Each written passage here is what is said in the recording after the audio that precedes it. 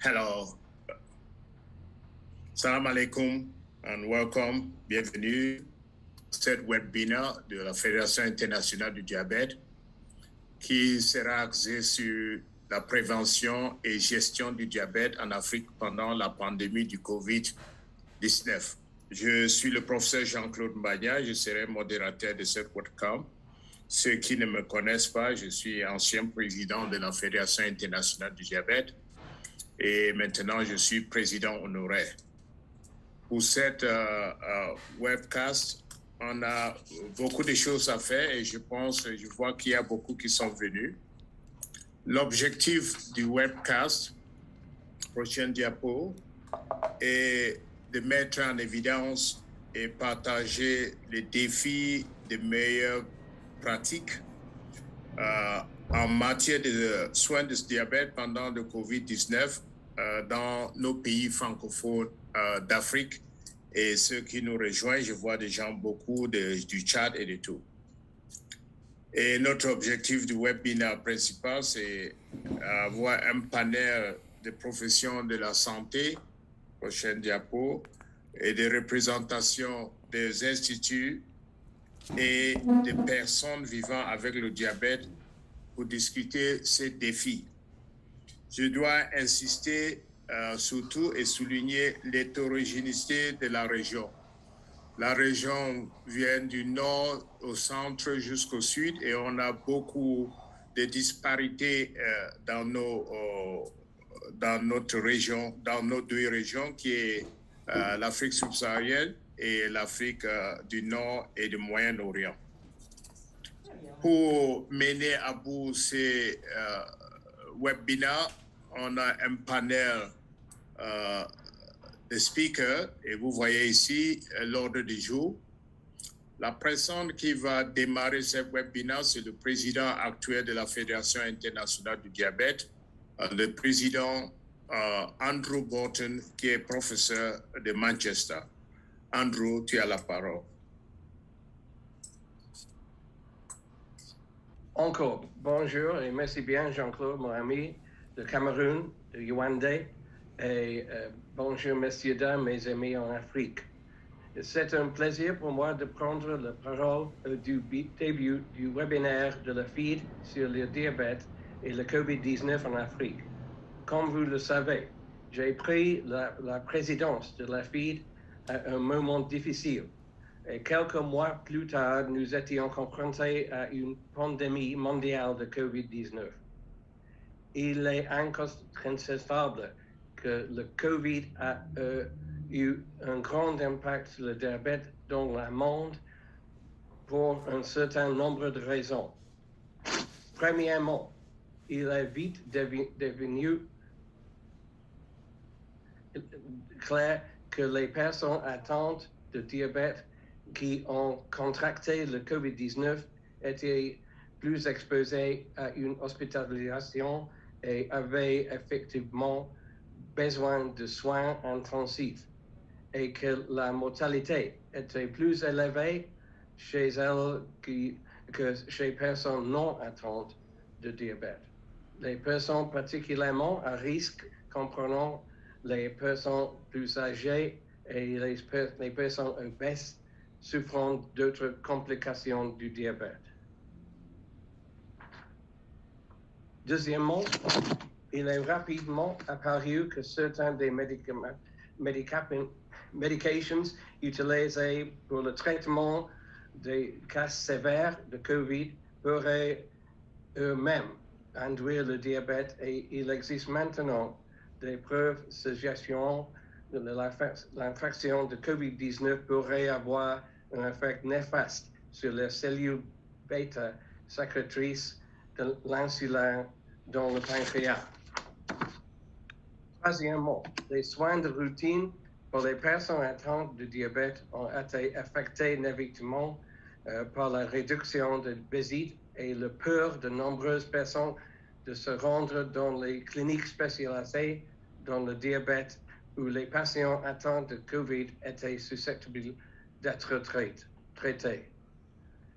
Quatrièmement, les personnes atteintes de diabète pendant le confinement ont dû se protéger et restant à la maison, ce qui a nu à leur alimentation et leur possibilité de faire l'exercice. L'impact psychologique a été énorme. Cependant, l'expansion de la télémédecine pendant cette période a été un pas dans la bonne direction et il y a eu des améliorations dans certains services du diabète. Donc, malgré les effets néfastes de la pandémie, certaines des conséquences de changement de soins pourraient être utiles pour l'avenir. Merci bien pour votre attention et bonne conférence à tous. I apologize for my French, but at least I try. Merci bien. Thank you, Andrew, et merci beaucoup, Andrew, pour ça. Je ne voulais pas dire ça dès le départ, mais pour tout participant, il faut savoir qu'il y a un jeu questions-réponses en bas de votre écran, Q&A, auquel les conférenciers peuvent répondre ou peuvent poser des questions et avoir une discussion en ligne. On voulait à tout prix que ça soit interactif par les discussions. Et si vous avez des questions à poser aux orateurs, s'il vous plaît, posez-le sur le Q&A et on va vous répondre pendant les heures de discussion. On va poursuivre notre programme avec prochaine diapo. Le prochain orateur, c'est le Dr Jamal Belkadi, que vous connaissez très bien. Il est président de la FID pour le Moyen-Orient et l'Amérique du Nord et l'Afrique du Nord, et il est du Maroc. Jamal, s'il vous plaît. Merci, Monsieur le Président, Monsieur le Professeur Mbania. Mes chers amis, je voudrais tout d'abord remercier le board de la FID et le comité d'organisation pour tous ces efforts et de m'avoir associé à l'organisation de ce webinaire, de m'avoir aussi donné l'occasion d'intervenir avec mes amis, avec ce panel d'experts africains sur le thème prévention et gestion du diabète en Afrique pendant la pandémie de la Covid-19. Concernant la partie Afrique du Nord et Moyen-Orient, je débuterai mon propos, s'il vous plaît, slide. Je débuterai mon propos en rappelant les chiffres. Non, revenez en arrière. Je débuterai mon propos en rappelant les derniers chiffres de PubMed du 3 octobre qui montrent que sur un total de 183 575 études publiées sur la Covid-19 depuis le début de la pandémie en fin décembre 2019, 6 900 concernent le diabète et Covid-19, avec un nombre variable sur la question au niveau des pays du Maghreb, mais jamais une pathologie n'a suscité autant d'intérêt en si peu de temps. Suivante. Quant à la situation générale dans la région d'Afrique du Nord, pré-Covid-19 et pendant Covid-19, on peut dire que ces pays ont été concernés et touchés par la pandémie dès mars 2020, que le diabète constituait un facteur de risque majeur, comme en témoigne le nombre de décès, un tiers des personnes décédées sont diabétiques, que ces pays ont pris des mesures énergiques qui ont épargné le pire par le choix des thérapeutiques et des diagnostics qui ont été adoptés rapidement, par une politique de soutien social des gouvernements et de la société civile, même si elle était différente selon les pays, et surtout par une acceptation par les populations des mesures restrictives générales et de confinement, qui ont eu malheureusement des conséquences psychosociales inattendues, et notamment un retard dans les consultations des maladies chroniques et du diabète, avec une perturbation de l'approvisionnement en médicaments et en dispositifs médicaux de façon variable mais temporaire. Suivante. On peut dire aussi qu'au niveau de la région MENA, les décès, la maladie, la peur dans les sociétés déjà meurtries ont marqué ces populations. La course et les coûts pour les masques, le gel, les tests ont été vécus plus durement dans des contextes de pénurie et d'inégalité par les personnes avec maladies chroniques et notamment les diabétiques. L'épreuve de confinement dans les espaces de vie plus exigus pour les plus nombreux ont été et sont des facteurs aggravants, mais la comparaison avec des chiffres avec ceux des pays similaires invite à la relativisation. Notons que malgré les replis nationaux constatés dans le monde, le soutien et la collaboration entre pays de la région a permis de réduire la souffrance et les pénuries. Suivante. Concernant les dernières données et observations, et selon les chiffres de l'OMS du 24 mai 2021, on remarquera de grosses différences entre pays de la région, comme c'est le cas des pays du Maghreb. La Tunisie vient en tête des chiffres de décès, 1035 décès par million d'habitants. Ces chiffres sont à relativiser si on doit tenir compte des déclarations, des dépistages de l'organisation des structures sanitaires.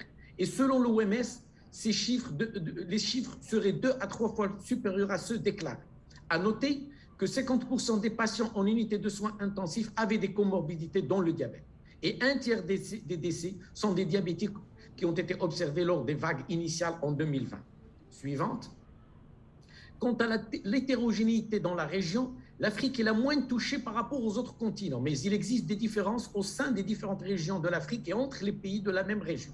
En mai 2021, 4,8 millions de cas confirmés. L'Afrique australe est la plus touchée, suivie de l'Afrique du Nord et de l'Afrique de l'Est. L'Afrique centrale est la région la moins touchée du continent. Avec 130 000 morts en Afrique, l'Afrique du Sud, le Maroc, la Tunisie, l'Éthiopie et l'Égypte comptent le plus grand nombre. Plus de 4 millions de patients sont déclarés guéris et seulement 47 millions de tests ont été réalisés. Et les explications avancées tiennent à différents éléments. À la population plus jeune, aux facteurs génétiques très probables, aux facteurs d'immunité sursollicités par les contextes infectieux, climat, température, rayonnement, par le mode de vie d'Afrique, exiguïté des logements et des vies plus à l'extérieur, ce qui confère probablement une immunité passive. Et enfin, la qualité et l'efficacité relative des systèmes de santé. La santé est devenue pour une fois la priorité et nationale et mondiale, avec réorganisation des structures hospitalières et d'accueil, collaboration multisectorielle, guidelines pour la prise en charge, renforcement des unités de soins intensifs, téléconsultation, lancement des programmes de vaccination ont permis d'atténuer l'ampleur de la crise sanitaire, en particulier chez les diabétiques. Donc au total, beaucoup d'acquis, mais aussi de nombreuses interrogations persistent sans réponse définitive pour l'instant. Je vous remercie. Merci beaucoup, Jama. Je veux passer la parole à mon cher ami, comme vous tous vous êtes mes amis, au professeur Nabi Badé de la Guinée, qui est vice-président de la Fédération internationale du diabète. Il va parler de la situation dans la région d'Afrique. S'il vous plaît, je vous rappelle qu'il y a le Q&A. Vous pouvez poser des questions et nous, on va vous répondre. Nabi, vous avez la parole. Merci beaucoup, professeur Mbania. Bonjour à tous. C'est avec un immense plaisir que je participe à cette session. Et je voudrais commencer par remercier la Fédération internationale du diabète de nous permettre de côtoyer dans la même session 3 présidents, un ancien président de IDF Global, un président actuel de IDF Global et le président de la région MENA avec laquelle nous partageons tant. Je voudrais aussi remercier toute l'équipe qui a permis de monter ce webinaire et remercier les participants et panélistes. Il m'a été demandé de vous présenter la situation de la région Afrique. Diapositive. La situation du diabète dans notre région est caractérisée par le fait qu'il y a près de 20 millions d'adultes atteints de diabète, avec probablement plus de la moitié qui ne sont pas diagnostiqués et un nombre conséquent de décès consécutifs à cette maladie. De manière plus importante pour le futur, il y a un nombre important estimé à plus de 45 millions d'adultes qui présentent une intolérance au glucose, c'est-à-dire le stade avant le diabète. Et en termes de financement, les besoins en matière de prise en charge et d'accès aux soins ne sont pas couverts pour la plupart des cas.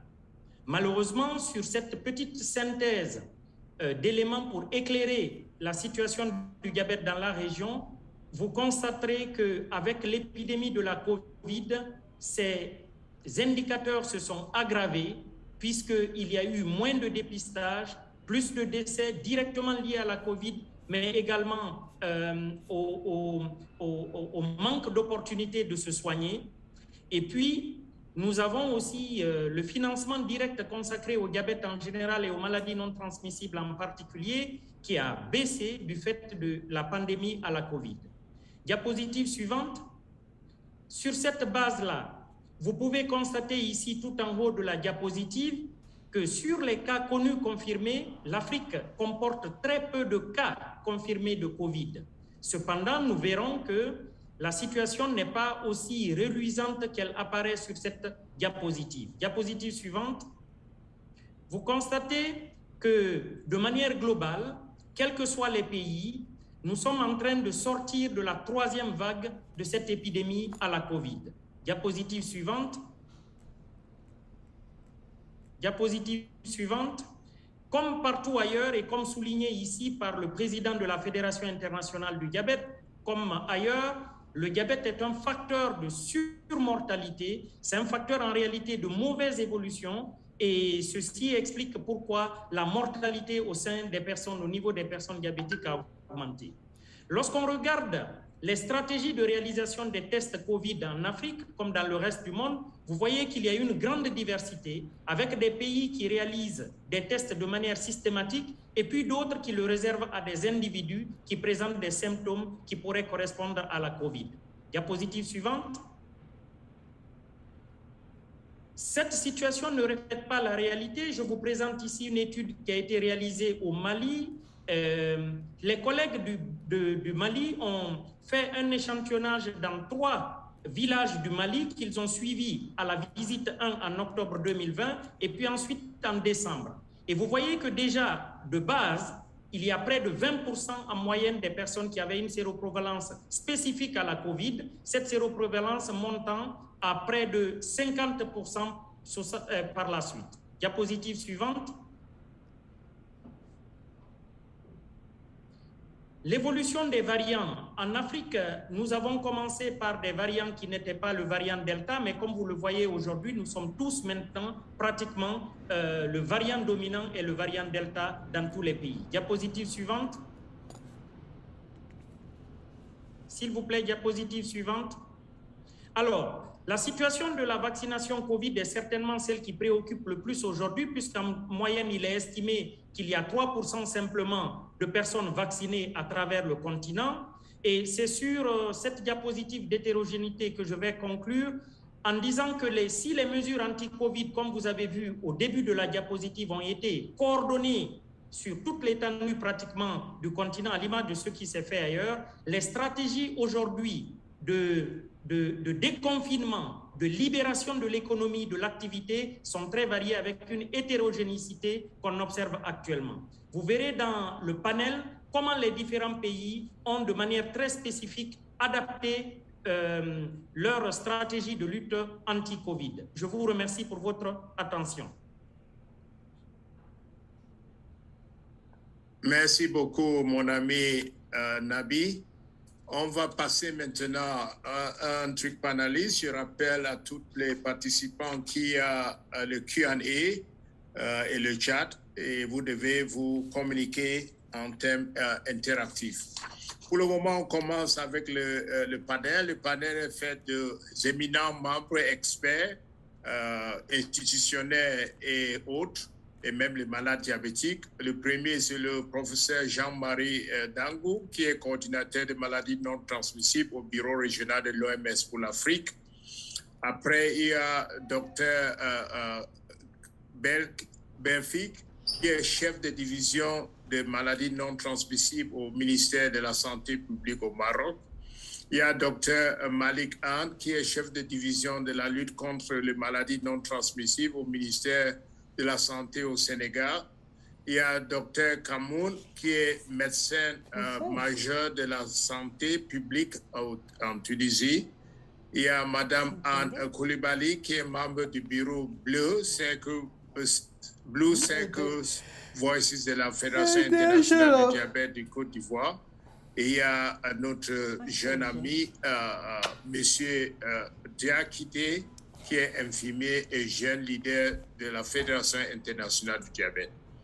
On va commencer avec Jean-Marie et il va nous présenter dans quelques minutes ses propos. Jean-Marie. Merci beaucoup, monsieur le modérateur Jean-Claude Cherami.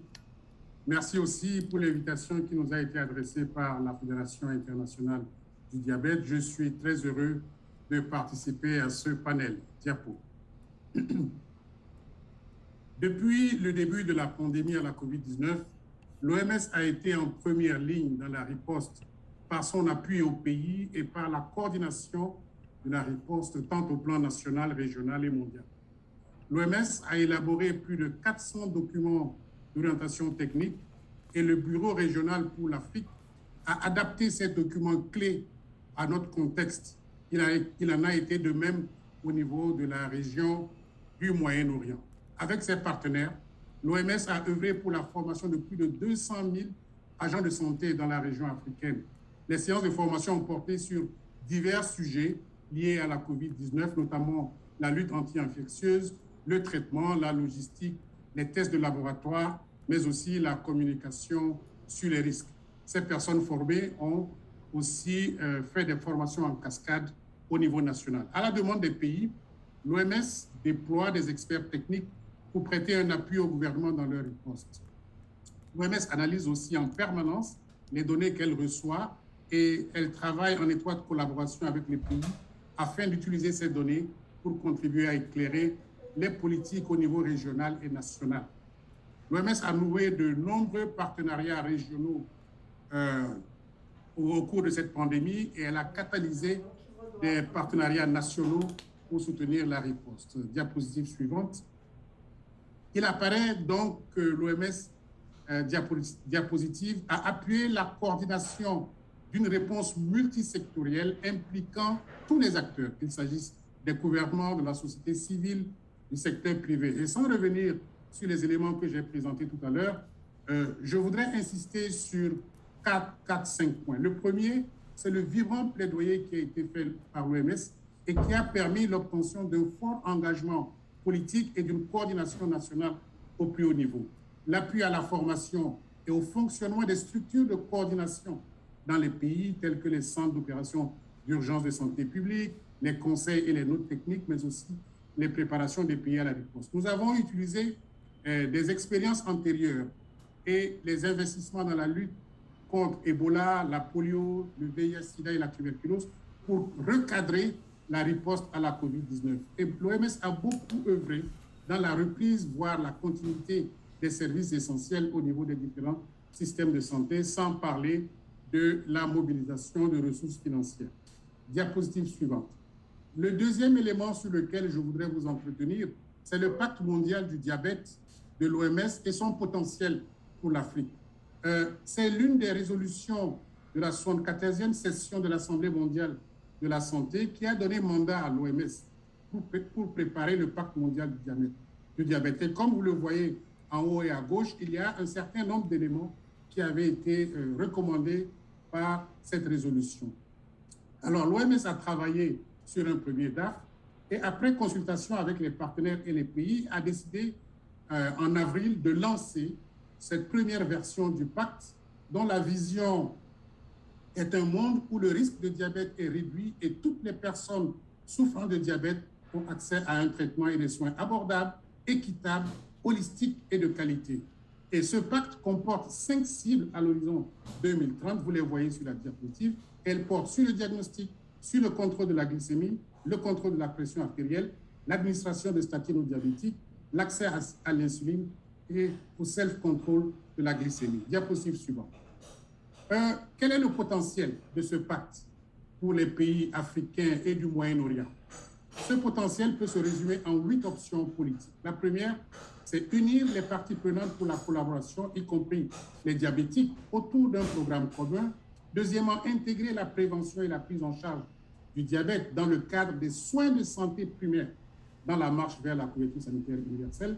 Troisièmement, de combler les lacunes dans la recherche et dans les normes, tout en stimulant l'innovation. Quatrièmement, d'améliorer l'accès au diagnostic du diabète, au traitement et aux produits de santé antidiabétiques, notamment à l'insuline dans les pays à revenus faibles ou intermédiaires. Cinquièmement, de définir des cibles mondiales de couverture des soins aux diabétiques assorties d'une enveloppe de prix mondial. Sixièmement, d'améliorer les soins aux diabétiques se trouvant dans des situations d'urgence humanitaire. Huitièmement, d'obtenir une meilleure compréhension du diabète. Et finalement, neuvièmement, de reconstruire en mieux tout en tirant parti des expériences de la pandémie à la COVID-19. Nous sommes convaincus que la mise en œuvre du pacte mondial du diabète permettra d'inverser la tendance de la maladie dans les pays, de réduire la morbimortalité, d'abréger les souffrances des populations et de contribuer au développement socio-économique. Je vous remercie. Merci beaucoup, Jean-Marie. Docteur Belfic, vous avez vos 5 minutes. Diapo de Docteur Belfic, s'il vous plaît. Oui. Bonjour, merci tout le monde. Je remercie la Fédération internationale de diabète et ses 3 présidents pour l'honneur qu'ils m'ont fait. Mon intervention se résume en un partage d'expérience, comment on a vécu cette Covid-19 et comment on a pu gérer les situations d'une part de la Covid-19 et aussi la prise en charge des maladies chroniques et surtout le diabète. Je commencerai par la situation épidémiologique au niveau de mon pays. Diapo suivante. Je dirais que le premier cas a été déclaré en début mars, le 2 mars 2020. Et entre parenthèses, un certain nombre, beaucoup de pays beaucoup de pays africains ont déclaré leur premier cas de Covid-19 durant cette première semaine. Et notre premier décès, c'était le 10 mars 2020. Et puis actuellement, nous sommes à un peu moins de 950 000 cas Covid confirmés, avec un taux de guérison de 97%, un peu moins de 15 000 décès. La létalité elle est aux alentours de 1,3. Un décès sur 3, comme ça a été dit, un décès sur 3 est diabétique.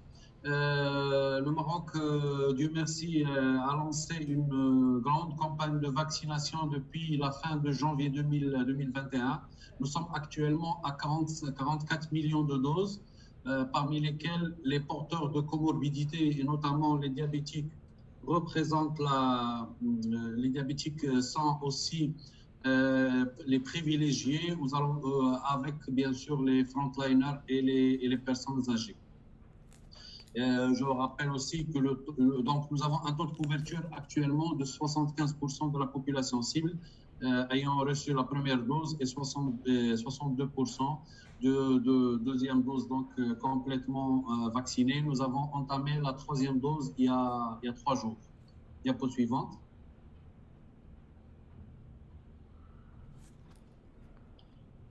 Donc, dans ce tableau, rassurez-vous, je ne vais pas le passer article par article, mais c'est juste pour vous dire que durant les premières, c'est pour mettre en évidence la fréquence des décisions et depuis le 2 mars jusqu'à actuellement. Et au début, c'était presque des décisions journalières. Nous étions en train d'apprendre et je pense que c'est le cas de tout le monde. Devant cette Covid-19, il y a eu premièrement la déclaration de l'état d'urgence et puis la suspension des vols, la fermeture des frontières, la création d'un certain nombre de comités de veille économique qui veillaient à ce que le Maroc ne manque pas de matières premières et puis un certain nombre la création d'un fonds de solidarité et d'atténuation des effets de la Covid qui a quand même collecté près de 33 milliards de dirhams. Donc, il y a eu un certain nombre de décisions qui ont fait que on a pu atténuer les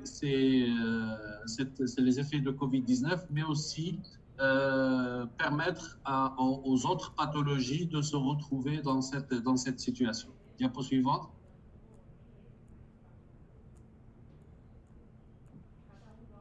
Diapo suivante, oui. Je dirais que parmi les conséquences de cette situation sur le programme diabétique, nous avons vécu surtout au début, et devant cette atmosphère de peur qui a régné durant les premiers mois de l'année 2020, une sorte de dualité de la situation urgence sanitaire avec les autres maladies chroniques et notamment le diabète. On a vu de jour le jour un gain de territoire de cette situation d'urgence qui a dominé un peu la scène, que ce soit la scène de communication, la scène des soins, la scène la scène des décisions et les autres pathologies, surtout quand elles ne présentaient pas d'urgence, elles se sont repliées et elles sont passées au second plan. Il y a eu même une redistribution de l'espace de soins. Les hôpitaux se sont organisés pour offrir le maximum d'opportunités de réponse à cette situation d'urgence. Et bien sûr, il y a un certain nombre de services qui ont disparu, il y a un certain nombre d'espaces qui ont été reconfigurés pour satisfaire cette demande d'urgence. Et il y a eu quand même une redistribution sur les urgences et sur les priorités d'achat de médicaments, comme vous le savez. Et puis, il y a eu, à cause de cette restriction de mobilité, il y a eu une perturbation dans les habitudes des malades diabétiques, à savoir le régime alimentaire, parce qu'il y a eu une difficulté de distribution dans les exercices, de distribution dans les aliments, et puis aussi une difficulté dans l'espace d'exercice physique, de sortie, de promenade que faisaient nos malades diabétiques. Et aussi, il y a eu l'effet de sédentarité, leur enfermement à l'intérieur des maisons. Diapo suivante. Donc, je dirais que les challenges du système national de santé étaient premièrement de gérer convenablement la crise sanitaire de Covid-19 et de continuer la prise en charge du patient diabétique et d'éviter cette double vulnérabilité du patient diabétique vis-à-vis de sa pathologie initiale qui est le diabète et aussi de cette menace qui est la Covid-19. Et comme je rappelle bien sûr que parmi les malades graves et les malades décédés malheureusement figure une grande partie de malades diabétiques. Parmi les réponses sur le plan gouvernance, je dirais que la polyvalence et la résilience des systèmes nationaux restent quand même une valeur sûre et que tous les pays doivent veiller à cette résilience. Il y a eu la préparation et les plans de contingence et aussi la création, comme j'ai dit, de ce fonds de 35 milliards en avril 2020 et la constitution de stocks de médicaments. Chaque pays doit avoir une certaine autonomie vis-à-vis des médicaments essentiels. Et sur le plan continuité de service, continuité de soins, la notion de globalité des soins entre le public, le privé et les militaires et le communautaire, et l'utilisation de tous les moyens tels que la télémédecine et la télésanté. Et aussi, nous avons ici au Maroc utilisé et nous avons eu recours à relais communautaires à travers les associations. C'est quelque chose de très, très important pour faire acheminer les médicaments. Et bien sûr, dans le volet prévention, nous avons privilégié les maladies chroniques et aussi, et bien sûr, les diabétiques. Et ça commence à donner de très, très bons résultats. Et bien sûr, avec un accompagnement pour dissoudre un peu ce climat de communication de phobie et de donner un climat de communication, d'espoir et d'avenir. Je vous remercie. Merci beaucoup, Dr Belfik. On va passer à Dr Malik Anne. Vous allez commencer, s'il vous plaît. Merci, Président. Donc, je vais partager l'expérience du Sénégal dans la gestion du diabète dans ce contexte de pandémie à Covid-19. Diapositive, s'il vous plaît. En fait, il faut dire que le Sénégal a vu venir l'épidémie. Donc, le premier cas d'épidémie de Covid a été noté le 2 mars 2020. Et à ce jour, le Sénégal a pu avoir 73 742 cas de Covid avec 1855 décès, ce qui représente un taux de létalité de 2,5%. Et moins de 1,5 million de populations sont actuellement vaccinées. Il faut dire que, selon les études au niveau du pays, 97% des décès étaient enregistrés, étaient des décès liés à des comorbidités entre Covid et autres pathologies chroniques. Et le diabète était à 28%, association Covid-diabète par rapport au décès. Et en ce qui concerne l'association Covid, association HTA-diabète, on était à 13%. Donc il faut dire que la Covid a un peu perturbé le système de diagnostic de suivi des malades du fait des mesures qui ont été prises par rapport au confinement, par rapport au couvre-feu, même par rapport aussi à l'accessibilité financière, donc qui a impacté du point de vue économique le pouvoir d'achat des populations. Et ça, ça a impacté un peu les maths dans la prise en charge des cas. Diapositive, s'il vous plaît. Donc, au niveau du pays, il était important pour nous de bâtir une stratégie. Étant entendu que la communauté était très grave, c'est le patient diabétique. Il fallait dans un premier temps sensibiliser pour que les malades diabétiques ne puissent pas attraper la COVID. Il fallait sensibiliser. À ce niveau-là, nous avons élaboré des supports de communication, des affiches, des flyers, des spots publicitaires au niveau de la radio et de la télévision pour davantage communiquer, faire en sorte que les patients diabétiques ne puissent pas attraper la COVID. Aussi, dans ce même élan, faire la vaccination. Nous avons élaboré des stades de vaccination avec des niveaux de priorité où les malades diabétiques étaient logés dans la priorité 1 pour pouvoir bénéficier de ces vaccins. En dehors de cette stratégie de prévention, il fallait aussi bâtir des procédures pour en cas, si un diabétique est porteur de COVID, qu'on puisse le traiter, le prendre en charge correctement. À ce niveau, on a mis en place des procédures de prise en charge de patients COVID-diabète pour que la prise en charge soit correcte et efficace. Et aussi, l'autre défi, c'était d'assurer la continuité des soins. On savait que le système de santé était vraiment mis à rude épreuve du fait des cas de COVID, mais il fallait organiser le système de faire en sorte qu'on puisse continuer la prise en charge, continuer le suivi des malades diabétiques, qui était très important, sinon ils risquaient d'aller vers des complications. Allez-y, diapositive. Et là, c'est juste une diapositive qui illustre un peu par rapport aux affiches que nous avons eu à faire pour renforcer la sensibilisation, pour que les malades diabétiques puissent savoir les mesures de prévention à prendre et pouvoir consulter précocement en cas de signe. Nous avons même mis en contribution des chanteurs au niveau du pays qui sont très bien connus au niveau du pays pour qu'ils puissent faire des spots publicitaires et renforcer la sensibilisation.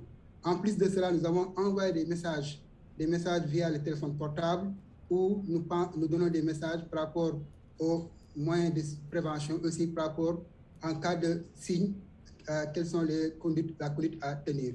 Nous avons aussi élaboré le manuel de procédure par rapport à la gestion des cas et aussi un manuel par rapport à la vaccination, la stratégie de vaccination des patients porteurs de COVID. De diabète, je veux dire. Diapositive, s'il vous plaît. Les défis, c'est comme j'ai dit, les défis étaient la continuité des soins, faire en sorte qu'on puisse continuer les soins par rapport à ces malades diabétiques, de la prise en charge et des explorations, aussi bien au niveau des services diagnostiques qu'au niveau des services d'exploration. Aussi, faire en sorte qu'on puisse les prendre en charge de manière correcte, réduire la mobilité COVID chez les personnes porteuses de diabète. Et là, nous avons beaucoup fait par rapport à la vaccination à ce niveau-là. Mais aussi, faire participer les centres de santé dans la prise en charge pour désengorger un peu les hôpitaux et créer des zones tampons au niveau des centres de santé qui ont joué un rôle dans la prise en charge des cas de diabète.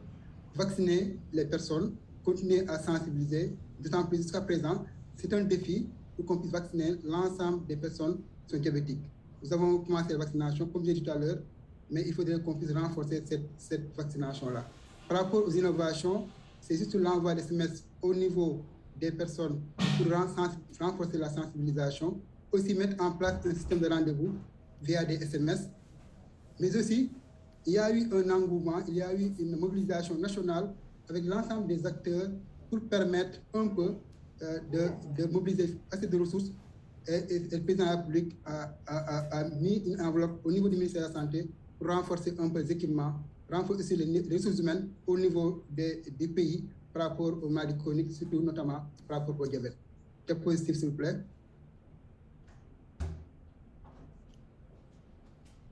Je pense que vos diapos sont finis, docteur Anne. Merci beaucoup. Merci beaucoup. On va continuer avec docteur Kamoun. S'il vous plaît, vos présentations.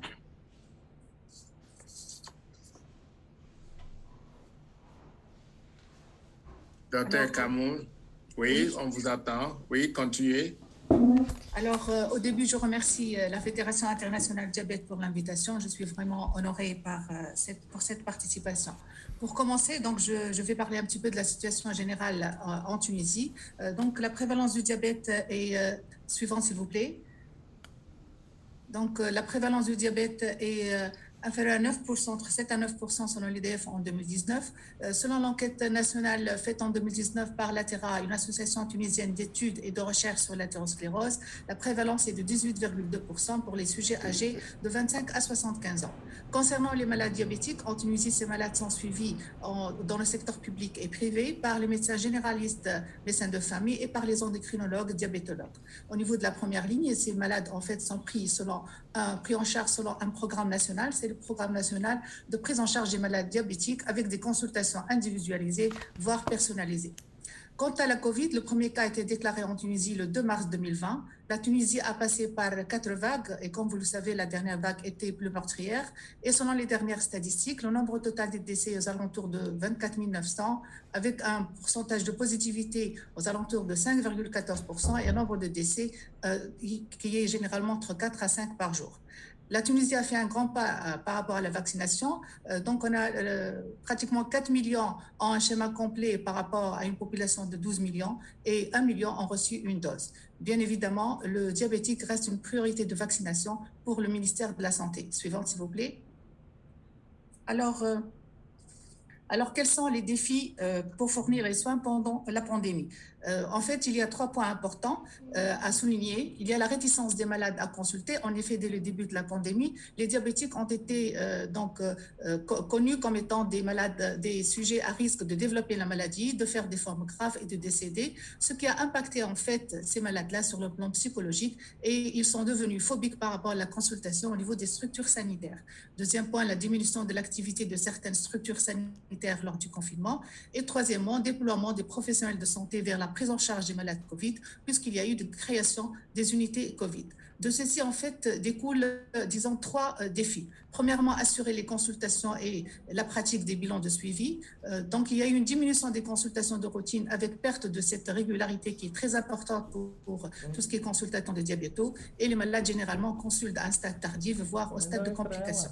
Le deuxième défi, c'est en fait délivrer les médicaments, aussi bien pour le diabétique que l'hypertendu, les dyslipidémies. Donc, il y a un problème d'approvisionnement qui n'était pas très important en Tunisie, problème de disponibilité et de procuration des médicaments par les malades, toujours ce problème de réticence. Diapo suivante, s'il vous plaît. Alors, quel est l'impact de la pandémie? L'impact de la pandémie sur les modes de vie sains. Au niveau de l'alimentation, il y a une tendance sociétale qui s'est dégagée en Tunisie. C'était la tendance à l'augmentation de la consommation de fruits et de légumes et à la diminution de la consommation des sucreries, comme quoi ça permet de booster le système immunitaire et ça a concerné les sujets diabétiques et les non-diabétiques. Mais malgré la disponibilité de tout ce qui est fruits et légumes, un régime sain n'est pas vraiment suivi par tous les malades, puisque, comme vous le savez, il y a une diminution du pouvoir d'achat, donc suite au problème de confinement. Concernant l'activité physique, les sujets diabétiques et surtout âgés, bien évidemment, étaient vraiment moins actifs puisqu'ils se trouvent confinés. Alors, comment le diabète a été géré? Premièrement, les consultations, leur rythmicité a été raccourcie et on a passé d'une consultation tous les 3 mois à une consultation tous les 4 à 6 mois, bien évidemment selon l'âge et l'équilibre du diabète, bien sûr en dehors des urgences. Deuxièmement, développement des consultations à distance, donc les visites virtuelles, suivant donc l'état du malade et suivant sa capacité d'autogestion. Troisièmement, approvisionnement des médicaments par une tierce personne, donc le renouvellement pratiquement systématique, le renouvellement des ordonnances sans consultation préalable pour les malades qui ne sont pas graves. Quatrièmement, différer les explorations de routine non urgentes et implication du malade par l'autocontrôle de son diabète. Concernant les malades diabétiques qui ont contracté la Covid, les lignes directrices ont été, donc la prise en charge a été gérée par les lignes directrices élaborées par l'INEA Santé, l'instance nationale d'évaluation et d'accréditation en Tunisie. Suivante, s'il vous plaît. Alors, quelles sont les opportunités pour améliorer les soins? Il faut savoir qu'il y a eu une implication importante de l'État et des sociétés civiles pour l'amélioration des offres de soins quant à l'équipement et quant aux capacités d'hospitalisation. Il y a une prise de conscience de la primordialité de l'hygiène dans la prévention des infections, développement d'une politique de santé qui repose sur les mesures préventives et sur la promotion de la santé. implication du patient, donc le patient devient partenaire, devient acteur de sa maladie, c'est très important pour l'adhésion au traitement. Utilisation plus importante des techniques de communication avec tout ce qui est consultation à distance, rôle primordial du médecin de famille qui se concrétise vraiment au cours de qui s'est concrétisé au cours de cette pandémie, rationalisation de la demande des examens complémentaires et enfin peut-être je vais clôturer par une opportunité disant c'est un petit peu améliorer la santé mentale des sujets âgés puisque au cours de cette pandémie on a vu un meilleur accompagnement des patients diabétiques âgés par l'entourage et par leur famille. Et je vous remercie. Merci beaucoup, Dr Kamou. On va passer la parole à Madame Coulibaly. Vous avez la parole. Bonjour, je suis très émue de participer à ce panel composé d'éminents professeurs et médecins.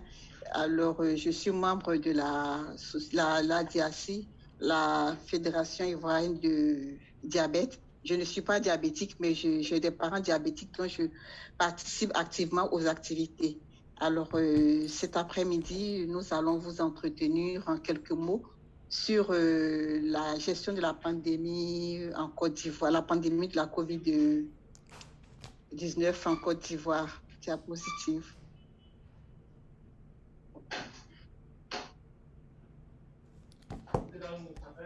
Allô? Bien.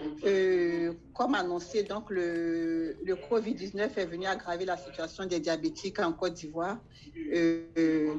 Le problème nous concernant, c'était la faiblesse de communication, c'est-à-dire l'impossibilité de maîtriser les informations sur la maladie. Il y a eu également des conséquences des mesures sanitaires, des difficultés aux soins, d'accès aux soins, aux médicaments et d'approvisionnement également. Et l'absence d'activité, le manque de moyens financiers a beaucoup impacté sur les habitudes alimentaires. Bien. Le COVID-19 a déstabilisé... Madame Coulibaly, dit aux gens dans votre salle de quitter la salle. Ils sont en train de vous bloquer, ils font trop de bruit. OK, continuez. Je vais bien. Et donc, comme annoncé, donc, le COVID-19 à Côte d'Ivoire, nous avons le taux de glycémie des diabétiques que j'ai eu à fréquenter, était très élevé. Et il y a certains qui ont fait des comas diabétiques, bon, ceux qui ne sont pas morts, bien entendu, qu'on a pu sauver. Et bon, comme on le sait, les cas d'insuffisance rénale également se sont fait remarquer. Et puis, il y a eu des défaillances cardiaques et des défaillances généralisées également. C'est ce qu'on a constaté dans le petit groupe qu'on avait quand même assez bien suivi. Ensuite, au niveau de la formation et de l'information donc sur le diabète pendant la pandémie, nous signalons également un défaut de formation des leaders. Et puis, on remarque également que les informations véhiculées par les affiches publicitaires, les associations étaient absentes, enfin l'absence de sensibilisation ciblée. La sensibilisation était plutôt générale, alors que la population la plus touchée dans cette pandémie, c'est surtout et avant tout les diabétiques. Et diapositive.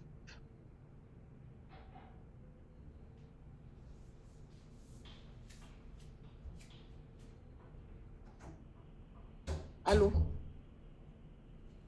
Allô? Bien, on vous écoute. Donc, oui, alors, ok, bien. Donc, je suis.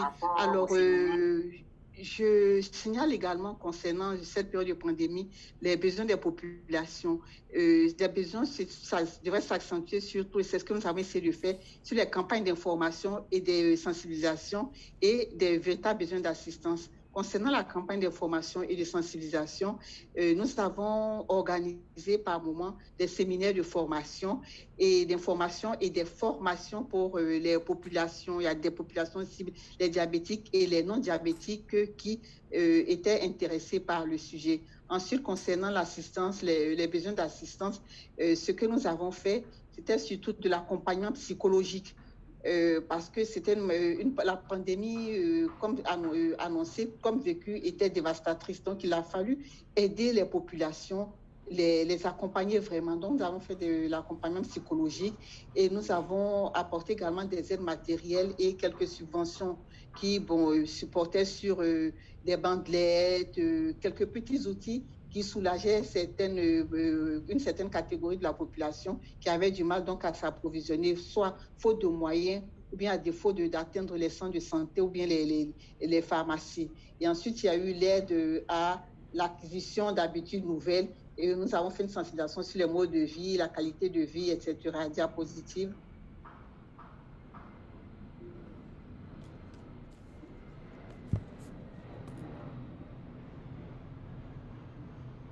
Diapositive. Diapo, s'il vous plaît. Super, ça me suit.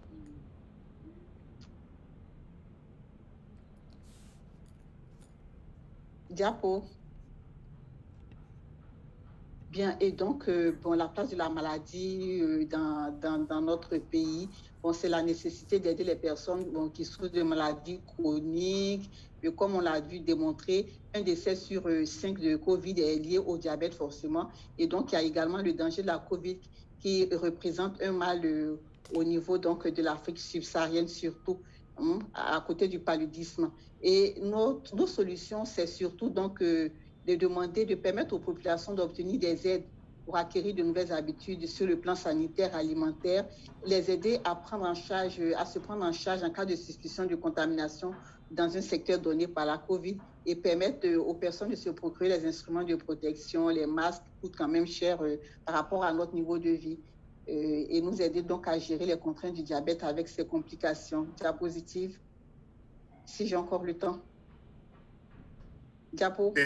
Votre dernier diapo, s'il vous plaît. Ok, d'accord. Et donc, le rôle des membres de la FID pendant cette pandémie, c'était des campagnes de sensibilisation. On ne pouvait pas faire des campagnes de masse. Donc, on faisait des campagnes de 30 à 50 personnes en plein air surtout pour éviter que les gens se contaminent. Et donc, ce qu'on retient ici, c'est que la COVID-19 est une maladie métabolique. Donc, il y a un focus qui a été fait sur le diabète parce que les diabétiques sont assez nombreux et il y a eu beaucoup de morts dans cette pandémie. La fréquence des bilans, on a conseillé la fréquence des bilans et le contrôle de la glycémie et la révision de l'hygiène alimentaire, de la vie, des habitudes, etc. Et enfin, nous avons cherché à encourager les personnes à risque à consulter régulièrement les centres de santé, les infirmiers et les médecins. Merci, je suis désolée, mais bon, je pense que j'ai fait le tour et je vous remercie de m'avoir écouté. Merci beaucoup, Madame Coulibaly. Je rappelle à toute l'assistance qu'il faut poser questions-réponses parce que après Monsieur Diakité, ça sera je réponds questions-réponses. Monsieur Diakité, vous avez la parole, s'il vous plaît. Bonsoir, mes chers docteurs, professeurs, ainsi que mes chers amis. Moi, c'est Diakité Foussini, infirmier jeune leader de la Fédération internationale du diabète au Mali. Aujourd'hui, je vais vous parler un peu sur les impacts conseils de la prévention et gestion du diabète en Afrique pendant la pandémie de Covid-19. Diapo. Selon les impacts sociaux, au cours de la pandémie au Mali, des fermetures, on va dire, temporaires de certains établissements, tels que les écoles, les lieux de travail, ont été établis afin de limiter la propagation du virus. Voyant bien la précarité des emplois a aussi été lourdement affectée avec des impacts sur les inégalités sociales croissantes. Selon les diapos,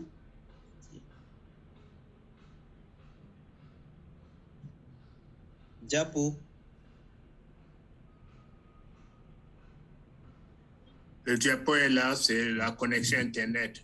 Vous avez un impact financier. Oui. Sûrement. OK.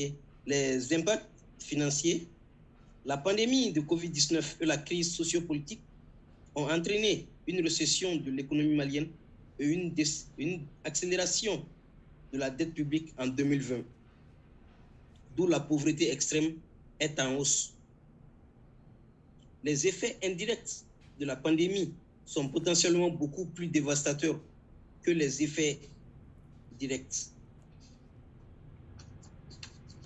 Selon les impacts sanitaires, on voit qu'au Mali, déjà on compte 15 200 cas de contamination et 550 décès liés au coronavirus depuis le début de la pandémie. Au début et au cours de la pandémie, les services de santé dédiés au diabète n'étaient pas opérationnels. Capacité de réponse fortement limitée des services de santé en termes économiques et de structures sanitaires. En voyant bien, tout en sachant que 18% des décès dus au Covid-19 dans la région africaine étant liés au diabète, je donnerai quelques conseils à la population diabétique ainsi qu'à la population saine qui sont à risque du diabète. C'est que combattre le Covid-19 ne doit pas nous faire perdre de vue les autres défis. Il est fondamental d'investir la détection, la prévention et le traitement précoce du diabète. De même, je vous dirais de même de prendre soin de vous et aidez-vous dans la gestion du diabète en mangeant sainement, en faisant de l'exercice, en dormant bien et en gérant votre stress. Effectuez des visites de suivi auprès de vos médecins, soignants, et régulièrement prenez les médicaments contre votre glycémie et respectez les mesures barrières contre la pandémie à Covid-19. Je vous remercie. Merci beaucoup. On va aller maintenant au jeu questions-réponses. Et merci à tous les panélistes. Ce que je veux faire maintenant, c'est d'appeler les gens parce qu'ils ont lu les questions. Et s'il y a d'autres questions, si on a le temps, on va répondre. Mais s'ils n'ont pas le temps, on peut répondre online. Donc, on va commencer avec Jamal, avec la question qui a été posée. Vous lisez la question et vous répondez brièvement, s'il vous plaît, pour avoir le temps de répondre à toutes les questions. Merci. Jamal.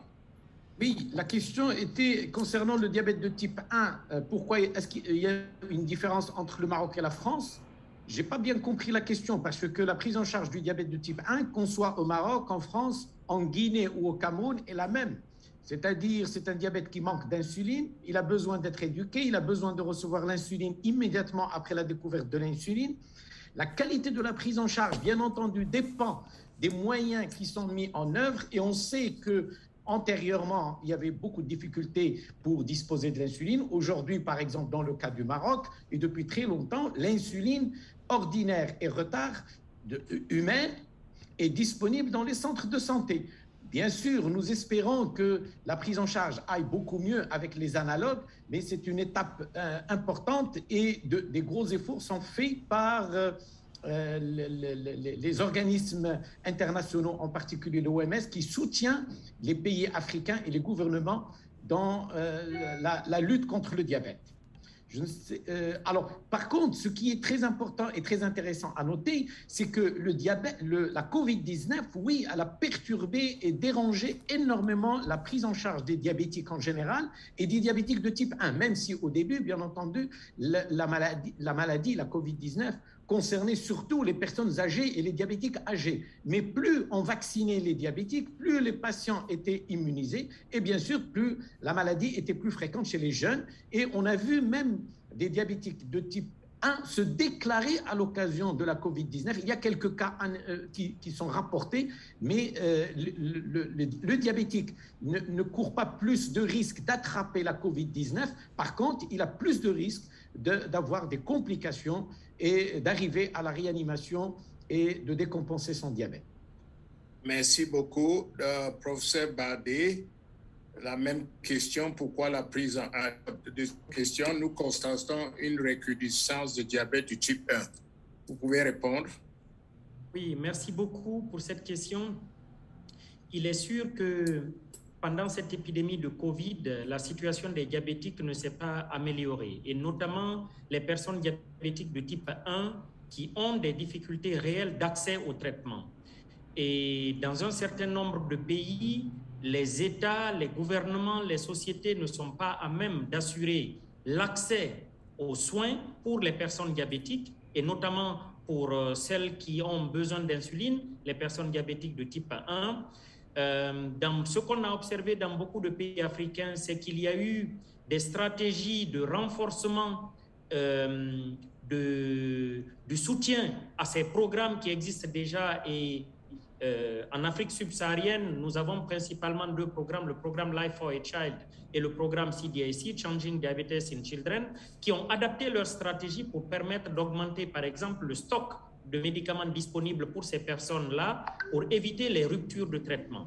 Et on peut signaler aussi que les gouvernements ont mis en œuvre un certain nombre de stratégies pour augmenter l'accès à l'insuline, parfois avec le soutien de l'OMS qui a, de manière structurée, organisé pour les pays qui le souhaitaient, des dons d'insuline qui ont pu être distribués.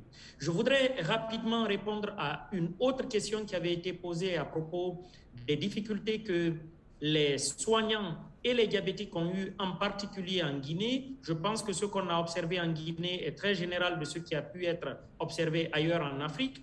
Pour ce qui concerne les diabétiques, c'est vraiment une réduction de l'accès aux soins, avec une réduction du nombre de cas diagnostiqués, une réduction du suivi, une réduction de l'accès à l'éducation et une réduction, Fousseni le disait très bien, des moyens que les diabétiques ont de se soigner.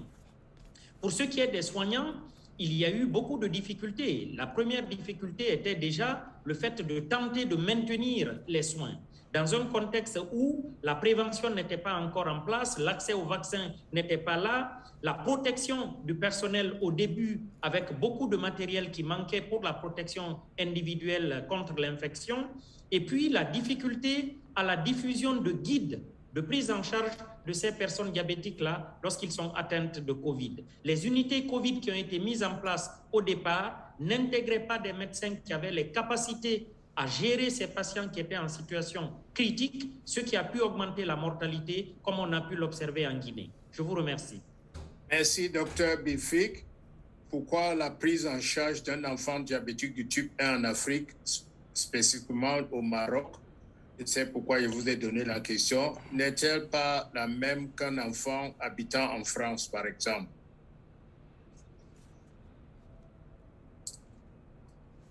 Jamal, vous pouvez aussi répondre. Oui. Justement, je disais, quand j'ai pris la parole, que la prise en charge du diabète de type 1, là où il se trouve, est la même. C'est un enfant qui vient de déclarer un diabète de type 1 ou qui a un diabète de type 1 depuis un certain temps, il a besoin de l'insuline. Alors, l'insuline, en fonction des stocks disponibles dans certaines régions éloignées, mais l'enfant a besoin d'insuline ordinaire et de l'insuline retard, dans des schémas de basal bolus ou de prémix, peu importe. Le plus important, c'est qu'il y ait une prise en charge, de préférence des spécialistes qui manipulent bien, qui manient bien le diabète, mais même un médecin généraliste formé peut aider à la prise en charge des diabétiques de type 1 lorsqu'on est en manque de spécialistes. Le plus important, et je le dis donc, la prise en charge est la même, c'est la qualité de la prise en charge. Et en fonction d'ailleurs, l'insuline elle est délivrée gracieusement dans les centres de santé au Maroc à tous les diabétiques qui reçoivent l'insuline. Et on souhaite et on espère qu'elle le soit dans le monde entier. Le diabète est une maladie qu'il faut gérer avec intelligence parce qu'il y a le côté chronique, parce qu'il y a le côté complication, parce qu'il y a la partie nutrition, parce que c'est une maladie assez spéciale, assez particulière, au point qu'on dit que ce n'est pas une maladie, c'est une affection, c'est un problème social, c'est plus une maladie. Une fois un diabétique reçoit de l'insuline, c'est un enfant normal. Merci beaucoup, Madame Coulibaly. La plus importante pour la prévention et l'éducation, l'attention primaire dans la communauté. Nous devons chercher les leaders dans leur communauté et les éduquer. Qu'est-ce qu'en vous pensez, Madame Coulibaly?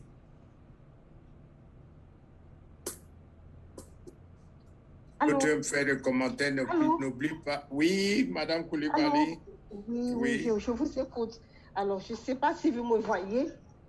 Ne vous en faites pas, on vous entend. D'accord. Bon, effectivement, l'idéal serait de trouver un leader dans la communauté du patient pour permettre une sensibilisation quotidienne et rapprochée. Parce que la sensibilisation, elle doit être fréquente. On ne peut pas la faire de façon sporadique, ça n'aura pas d'effet. Alors que si elle est fréquente, elle est régulière, ça fait partie des principes de l'éducation. La répétition est pédagogique. Et je pense qu'à ce moment-là, le patient prendra conscience et il fera attention aux actes et aux gestes qu'il pose. Merci. D'accord, merci. Merci beaucoup. Quelqu'un a demandé le mécanisme. Qu'est-ce qu'on m'a demandé encore? Quel mécanisme la COVID-19 déclenche chez le diabète pour que son état s'aggrave rapidement? Moi, j'ai répondu au chat, mais je veux répondre brièvement ici. Entre parenthèses, dans le congrès virtuel de IDF, de Fédération internationale du diabète à Lisbonne, début décembre, il y a un satellite sur l'impact de diabète sur le Covid et l'impact de Covid sur le diabète. Moi, je veux présenter, ce n'est pas le laboratoire MEC, moi, je veux présenter l'impact du Covid sur le diabète. Et il y a trois aspects. Le premier aspect, c'est l'ablation presque ou down regulation de le système rénine-angiotensine qui fait de telle sorte qu'il y a une augmentation de tout ce que vous connaissez qui va causer l'insulinorésistance et ça va promulguer le diabète chez les malades non diabétiques et parfois chez les malades diabétiques. Deuxièmement, c'est l'attaque directe des virus sur les cellules bêta qui va diminuer les cellules bêta, aussi causer un phénomène d'insulinorésistance qui va aussi aggraver un élément d'aggravation parce qu'il faut beaucoup plus d'insuline et tout. Troisièmement, il y a aussi d'autres systèmes que je ne veux pas, l'insulinorésistance par les lipides et les consorts. Et donc, il faut faire beaucoup attention parce que vous avez vu que le traitement, la prise en charge de Covid, surtout tous les malades avaient changé avec l'introduction des anti-agrégants plaquettaires parce qu'il y a le système de cytokine qui est aussi déclenché. Donc, c'est énorme. J'ai peut-être 6 ou 8 diapos sur ça, sur la pathogénèse que je ne peux pas résumer ici. Docteur Jean-Marie, professeur, vous avez la parole maintenant. Je vous lis votre question. 2 questions. Le diabète tue plus que le sida. Et pourtant, les médicaments ne donnent pas gratuits. Merci de penser à nous. En Afrique, des accès aux soins et une bonne alimentation sont très limités. 85% de la population se nourrit très mal. Faute de moyens, que fait l'OMS et les organisations mondiales pour nous aider? Ça, c'est la première question. Deuxième question, il y a aussi cette question pour l'OMS, étant donné qu'il y a encore une faible politique de lutte face au diabète dans les pays subsahariens avec une faible connaissance sur le cas dépisté ou mécanisme de prévention. Quelle est la stratégie de l'OMS pour accompagner ces pays étant que l'organe technique? Jean-Marie. Merci beaucoup Jean-Claude, cher modérateur. Je voudrais commencer par rappeler que l'Organisation mondiale de la santé est une agence technique des Nations Unies pour tout ce qui touche à la santé et nous avons des fonctions très précises que je peux rapidement résumer avant de répondre à cette même question, mais qui s'adresse d'une part au gouvernement et d'autre part aux individus. L'une de nos fonctions, c'est d'assurer le leadership en matière de santé, la santé internationale. La deuxième, c'est de nous investir dans le plaidoyer, dans la sensibilisation autour des questions de santé. Troisièmement, de définir les normes et standards en matière de santé. Ensuite, d'apporter une assistance technique aux pays, je dis bien aux pays, mais aussi aux partenaires, afin que ces pays puissent avoir des politiques, des stratégies, des plans d'action pour lutter contre les différents désordres en matière de santé. Nous avons aussi un rôle dans la collecte de l'information stratégique, la surveillance et l'établissement de courbes de suivi des différentes pathologies. Et en fin de compte, on encourage la recherche et l'innovation. Donc, voilà les domaines, les grands domaines où nous sommes attendus et dans lesquels nous travaillons. Et si je dois répondre aussi bien à la question portée, qu'est-ce que nous faisons pour les gouvernements, nous faisons ces différents rôles. Nous faisons du plaidoyer pour que les pays augmentent la priorité qu'ils accordent à certaines maladies en fonction du contexte local. Par exemple, le diabète. Il faut que le diabète apparaisse parmi les plus grandes priorités en matière de santé pour les pays où l'incidence, où on a beaucoup de cas de diabète.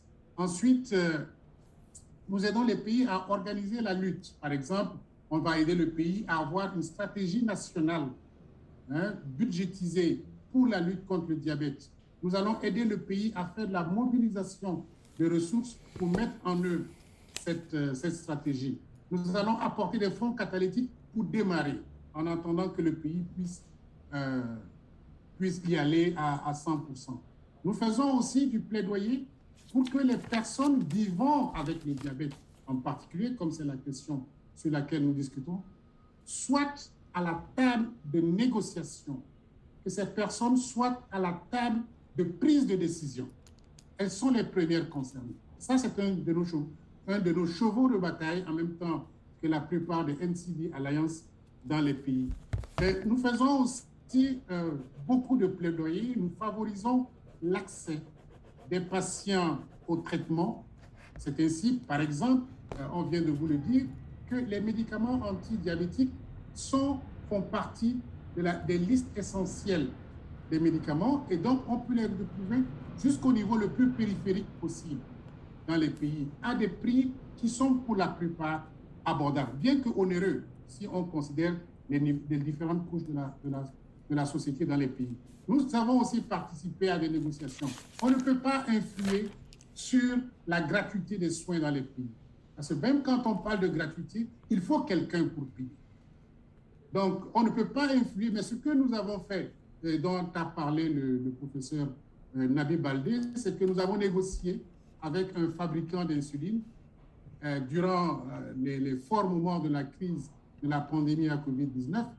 On a vu un peu ce qui se passait avec les patients diabétiques et nous avons pu obtenir des lots d'insuline, des lots de glucagon et autres produits pour les diabétiques que nous avons distribués à la plupart des pays pour au moins pallier au plus précis. Voilà un peu ce que je pourrais répondre, aussi bien pour le volet des gouvernements que pour le volet des individus, en particulier les patients souffrant de diabète. Je vous remercie, monsieur le modérateur. Merci beaucoup, Jean-Marie. Il faut lire le chat. Il y a Dr Koudja. J'ai un programme de lutte et de sensibilisation de la population et le dépistage. Et il a donné son adresse email, dont vous pouvez regarder. J'ai encore des questions. Vu les difficultés rencontrées au cours de cette pandémie, pour pouvoir accompagner et suivre les patients diabétiques en Afrique malgré les solutions et l'aide mise en place, j'aimerais savoir quel serait l'impact de cette pandémie dans les prochaines années sur le courbe d'évolution du diabète en Afrique en particulier et dans le monde entier. Jamal et Nabi, vous allez répondre, courte réponse d'une minute, s'il vous plaît.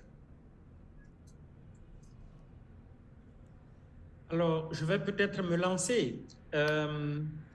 Avant qu'il n'y ait eu la Covid, le diabète était sur une pente ascendante pour nos pays, pour tous nos pays et sans exception.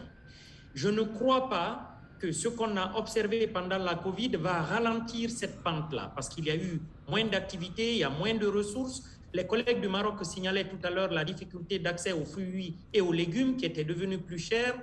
Et de manière générale, cette infection à la Covid va entraîner de l'inflammation. Or, on sait que tous les processus inflammatoires sont de nature à augmenter l'insulinorésistance. Vous en parliez tout à l'heure, professeur Mbania, et on a des preuves scientifiques que dans certains cas, l'infection à Covid elle-même est capable de déclencher le diabète. Donc, c'est très difficile de faire des prévisions, mais je pense que dans les prochaines années, malheureusement, le nombre de personnes diabétiques devrait augmenter dans nos régions. Et surtout, Nabi, que si on voit l'atlas de IDF 2019, j'ai le résultat de 2021 que je ne peux pas donner ici. En 2019, il y avait une augmentation déjà de 143, presque 145% dans 10 ans du diabète en Afrique dans les projections.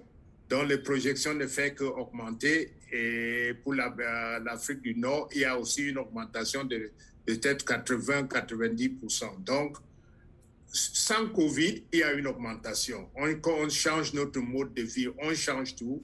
Avec Covid, s'il y a beaucoup de gens qui vont mourir, peut-être ça va, la mortalité, surtout des vieux, va diminuer. Le taux de prévalence chez le malade à l'âge âgé.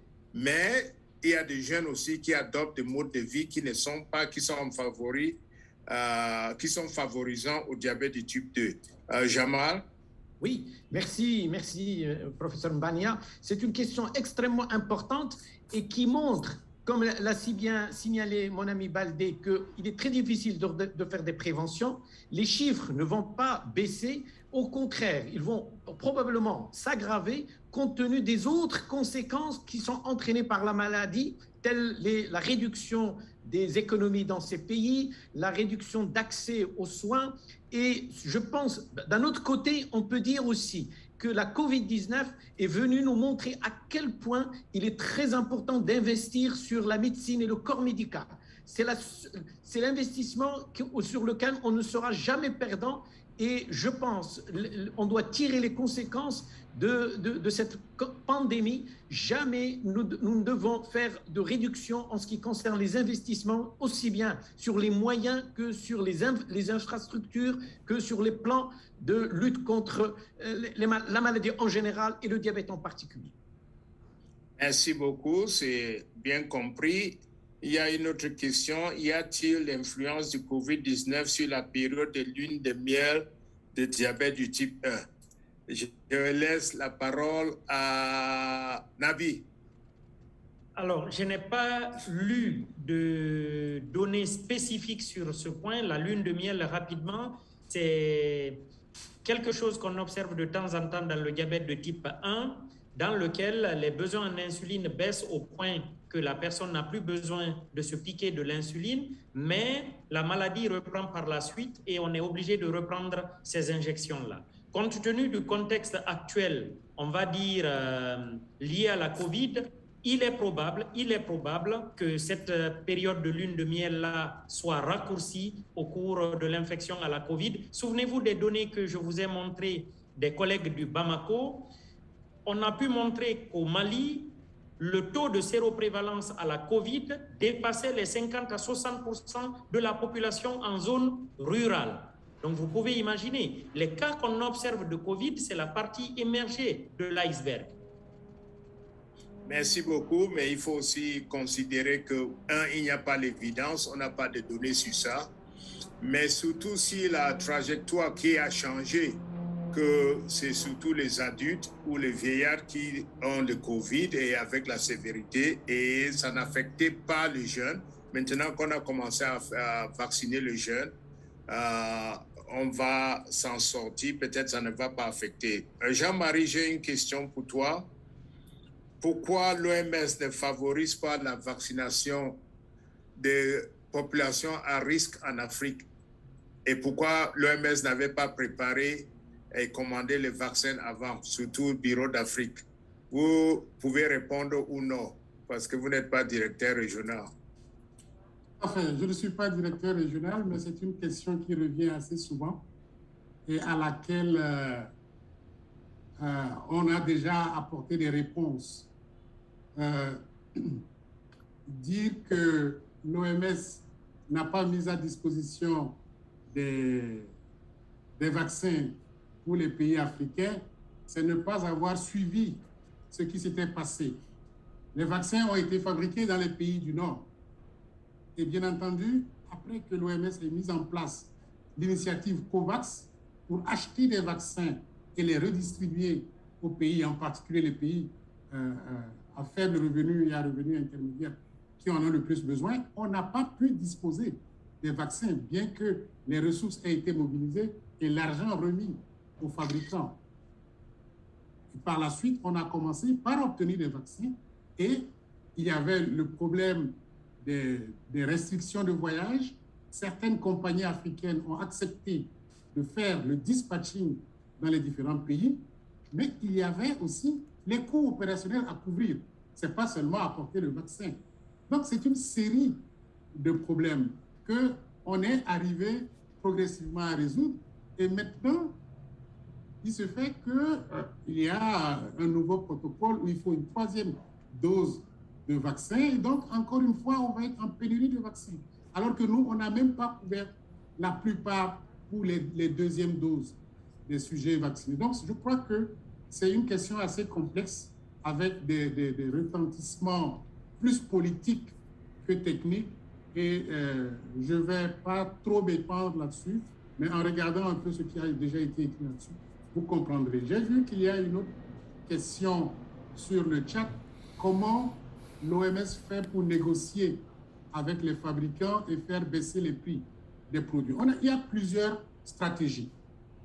Je pense, Jean-Marie, on ne peut pas aller dans ça parce que sinon, il y a tellement de stratégies et surtout que tu es expert dans ça. On n'a pas assez de temps pour répondre. Merci beaucoup. Merci à tous les participants, surtout aux orateurs, aux experts qui sont venus nous élucider vraiment cet important sujet.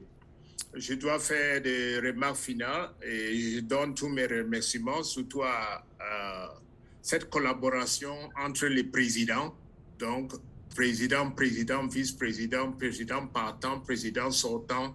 Il y a tellement de présidents en Afrique que je ne sais même plus qui n'est pas président. On va vous recevoir par email le lien d'enregistrement de cette webinaire. Donc, vous pouvez toujours suivre le webinaire. Veuillez aussi répondre aux questions de satisfaction afin de nous aider à améliorer les futurs événements. Et vous avez un email là-bas, envoyé à advocacy@idf.org. Si le webinaire était très bien, il faut féliciter les présentateurs, pas les modérateurs. Je modère seulement, je ne fais rien. Et si c'était formidable, il faut féliciter la Fédération internationale du diabète, surtout les 2 gentilles dames, Alice et Béatrice, qui m'ont pistonné tout le temps, envoyé les emails sans cesse.